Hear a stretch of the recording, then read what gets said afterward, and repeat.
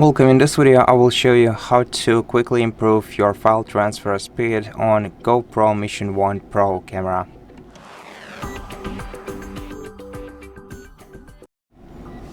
So, if you want to transfer your data using Wi-Fi connection, make sure to use the highest speed band by swiping down the quick settings menu, go into second page, opening preferences, go into connections and setting your wireless band to 5 GHz. This way you will ensure the best connectivity connection speed for both your camera and your smartphone.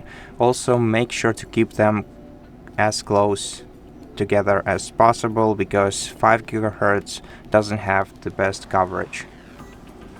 And if you want to, you can simply transfer your data using data transfer cable.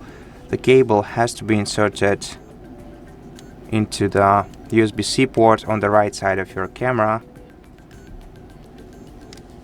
Simply open the door right here and insert the cable into your USB-C port and the other side into either your smartphone or computer and transfer data this way.